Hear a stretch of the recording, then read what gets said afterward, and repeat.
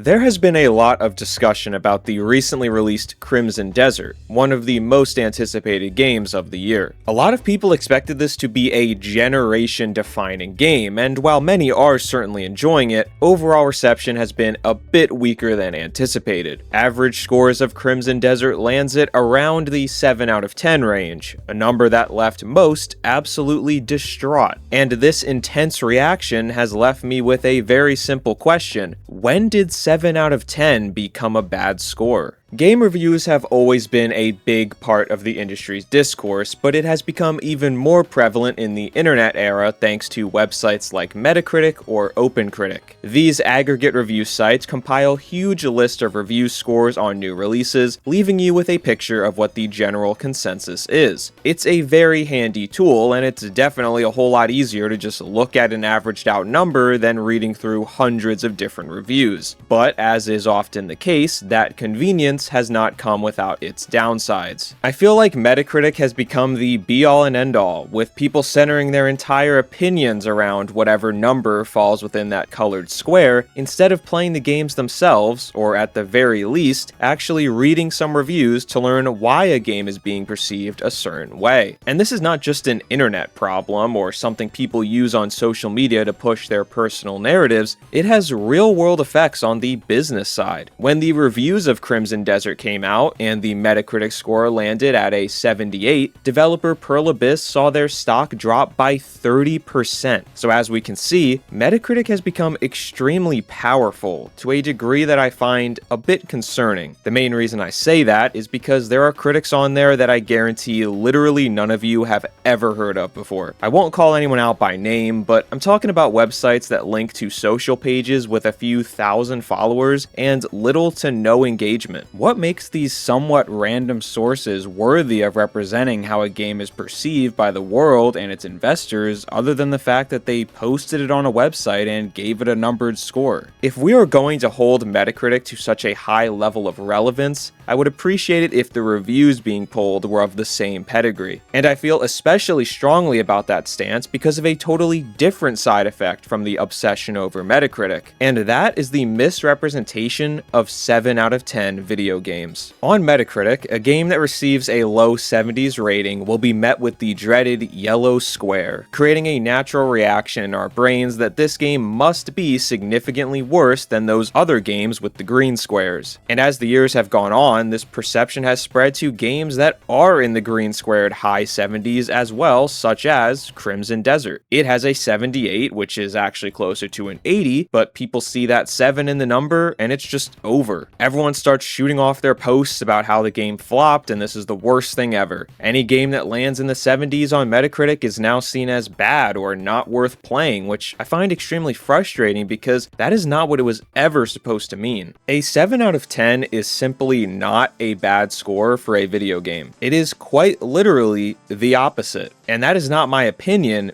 it is a verifiable fact. Most major review sites have publicly available scale descriptors that specify what their particular scores represent. And thus far, nearly every single one I've checked denotes the score of 7 with the label of good. So in other words, the people giving out these scores and building the all-important Metacritic average are telling you their 7 out of 10 score means the game is good, and yet the public reaction to it is completely different. Now in the case of Crimson Desert, I do understand that much of the disappointment came from the fact that people were hoping for an extremely high number, and so 78 was understandably lackluster. I don't have a problem with that reaction, but I do have a problem with people writing off the game entirely because of a 78. From my perspective, a 7 out of 10 game is a game with a variety of flaws that hold it back from perfection, but also has enough going for it that plenty of people will love it. A 7 out of 10 score is not your sign that the game needs to be skipped or ignored entirely. It's a way of saying, there are some great elements here, but your mileage may vary. If you love a particular genre or series, you will probably adore that 7 out of 10. If you typically don't, then that 7 out of 10 likely won't be the entry to change your mind. Think of it this way. If a 7 out of 10 or even a 6 out of 10 is meant to represent a game that is average, then realistically speaking, most games should fall within that space. I mean, the literal definition of the word average tells us it's the central or typical value with which everything else is based on. A game like Elden Ring that lands itself with a near perfect score is and should be a rarity. On the other hand, a game like Lord of the Rings Gollum that falls in the 30s is also very rare. It's the two extremes, while a 7 represents the standard. And that's why we need to move away from this idea that a 7 out of 10 means the game is not worth playing, because if that's the case, all other values lose their significance. Would that mean an 8 out of 10 is just okay? A game needs to be a 9 out of 10 to even be considered good? What are we doing here? If I had to guess, I think 7 out of 10s get people so upset because humans like to be told what they want to hear. If they love a game, they want to hear other people say they love it. If they hate a game, they want to see other people ripping it to shreds. There is nothing wrong with that, it's very much human nature. It can be frustrating to watch something or read something that challenges your views. However, I feel it's very important to push yourself and gain different perspectives on the way you feel, whether that view is about something of extreme consequence or it's something much lighter like opinions on entertainment. Maybe it'll help change your mind by bringing up an aspect you didn't see before, or maybe this alternative view actually strengthens your original stance. Either way, something is being gained. But again, most people don't want to do that, and I totally get it. When you come home from a long day, you might not want to get into that headspace. I'm certainly right there with you more often than not. But through that lens, a 7 out of 10 is kind of like the worst score to give, right? Because no matter where you stand on the matter, your opinion is not going to be reinforced. Both sides of the argument are left feeling challenged, and you've pleased no one. I think that's a major reason why 7 out of 10 is seeing such a public deterioration and so much weird toxicity around it. People want to react passionately. It's not all that fun to say, yeah, the game is alright. It needs to either be incredible or the worst thing ever. So when they see a 7, they see that the reviewer didn't call it incredible, therefore it must be bad. But as I've tried to express throughout this video, a 7 out of 10 does not mean the game isn't good. And if we want to circle back to Crimson Desert specifically for a minute, sometimes a 7 out of 10 simply is the correct score. Based on the conversation around Crimson Desert, it would seem to me that the interpretation of a 7 out of 10 I've laid out today is actually a pretty perfect spot for it to land. Some people seem to hate it, others can see the positives but are being held back by bad controls or a boring story. Meanwhile, some are calling it one of the greatest games they've ever played. This wide range of reactions is precisely what we should expect to see from a 7 out of 10 game. It's not perfect to the point that it can be universally praised, but there was also nothing so horrific about it that's stopping anyone out there from enjoying it. Part of why the reaction to Crimson Desert and its 7 out of 10 label are bothering me so much is because there was a lot of dialogue when scores first came out about how the media got it wrong or they just don't get it. Some very notable people in this space even proclaimed that anyone who didn't like it might just be too bad at games or puzzles to understand how great it is. And yet, when the public got their hands on it, the response was basically identical, as seen from the mixed user review scores on Steam soon after launch. It was only after multiple updates which directly addressed concerns that both the media and players encountered that the user review scores began to improve. So I'm left wondering, what exactly was everyone so mad about? Crimson Desert is a game that incorporates a lot of elements I personally don't enjoy very much, and so it's not a game for me, but I am glad to see so many out there are loving it. For anyone who is really into vast open worlds and spending hundreds of hours engrossed in a setting, it's probably a total dream come true. But I also think we would be lying to ourselves if we didn't acknowledge there are a lot of fairly obvious flaws. A lot of fairly obvious flaws that, to the credit of Pearl Abyss, have been getting addressed with updates at a wildly impressive rate. If they are able to continue that, Crimson Desert may end up being what everyone hoped it would be after all. But when it comes to its launch date, the reviews unequivocally got this one right. Assuming, of course, your review of a 7 out of 10 falls in line with what it's actually supposed to mean.